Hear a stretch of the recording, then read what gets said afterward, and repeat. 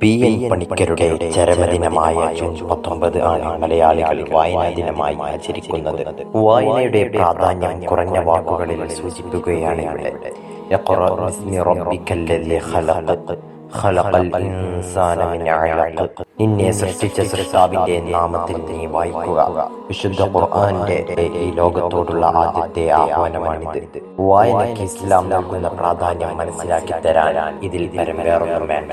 ഈ സൂക്തത്തിൽ തന്നെ പേന കൊണ്ട് എഴുതാൻ പഠിപ്പിച്ച സൃഷ്ടാവിന്റെ നാമത്തിൽ വായിക്കുക എന്ന് കൂടി പറയുന്നുണ്ട്. ഖുർആനിന്റെ വായിക്കാനുള്ള ഈ ആഹ്വാനം അക്ഷരക്കൂട്ടങ്ങൾ ചേർത്ത് വായിക്കുക എന്നതിലുപരി മനുഷ്യ ജീവിതത്തെയും പ്രപഞ്ചോൽപത്തിയെയും കുറിച്ച് ഒരു ആത്മീയ വായനയും കൂടി സൂചകമാണ്. സമകാലിക വായന നന്മയുടെയും തിന്മയുടെയും സമ്മിശ്രമാണ്. ആധുനിക മാധ്യമങ്ങൾ നന്മയേക്കാൾ കൂടുതൽ വഴിതെറ്റുന്ന വായനകളിലേക്ക് പഠിതാക്കളെ നയിച്ചുകൊണ്ടിരിക്കുന്നു.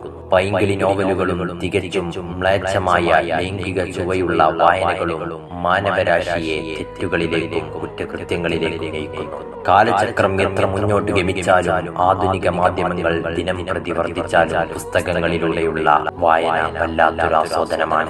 അതിലൂടെ ലഭിക്കുന്ന നിർവൃതി ഒരു ആധുനിക മാധ്യമത്തിന് നൽകാൻ കഴിയില്ല. പുസ്തക പുഴുക്കൾ ആവണമെന്നല്ല, നമ്മുടെ ജീവിത ചുറ്റുപാടുകൾ നിലനിർത്താൻ പര്യാപ്തമായ മതപരമായ അറിവുകളും സാന്ദർഭികമായ വാർത്തകളും പാഠം ഉൾക്കൊള്ളാൻ സാധിക്കുന്ന ചരിത്ര സത്യങ്ങളും വായിക്കുമ്പോഴാണ് ഖുർആനിക ആഹ്വാനം നാം ശിരസാവഹിക്കുന്നത്.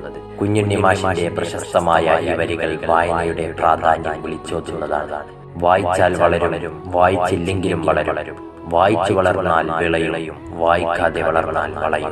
സമൂഹ മാധ്യമങ്ങൾ ഉപയോഗപ്പെടുത്തി ഇസ്ലാമിക ചരിത്ര സത്യങ്ങളും മുസ്ലിം വ്യക്തിജീവിതത്തിലും കുടുംബജീവിതത്തിലും നിർബന്ധമായി അറിഞ്ഞിരിക്കേണ്ട ഇസ്ലാമിക കർമ്മശ്രേണിയിലെ സംശയങ്ങളും അതോടൊപ്പം നല്ല ആശയങ്ങൾ തരുന്ന സാങ്കല്പിക നോവലുകളും പഠിതാക്കളിൽ എത്തിച്ച് ജീവിത ചട്ടക്കൂട് ചിട്ടപ്പെടുത്താൻ വഴിയൊരുക്കുക. വായന എന്നത് കേവലം കണ്ണുകൾ മാത്രം അക്ഷരത്താളുകളിലൂടെ സഞ്ചരിക്കൽ അല്ല, മറിച്ച് കണ്ണുകൾക്ക് അതീതമായി മനസ്സും സഞ്ചാരപഥത്തിൽ ഉണ്ടെങ്കിലേ യഥാർത്ഥ വായനയാകൂ.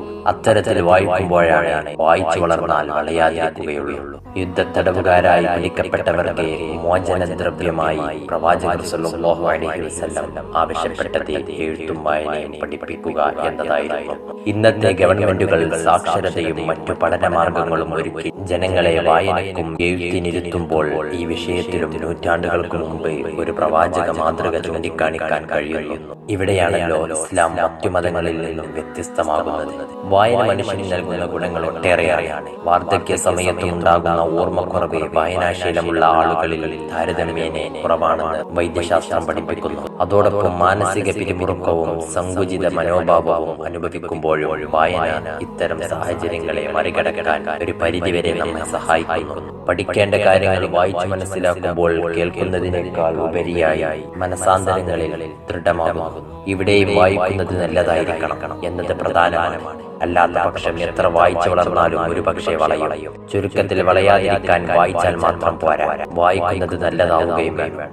ഈ വായനാ ദിനത്തിൽ ഒന്നേ പറയാനുള്ളൂ, നമുക്ക് വേണ്ടത് വായന ദിനമല്ല, ദിനവായനയാണ്. ദിനേനയുള്ള നല്ല വായന നന്മയുടെ വാതായനങ്ങൾ സമൂഹത്തിന് മുന്നിൽ തുറക്കാൻ നാഥൻ അനുഗ്രഹിക്കട്ടെ എന്ന പ്രാർത്ഥനയോടെ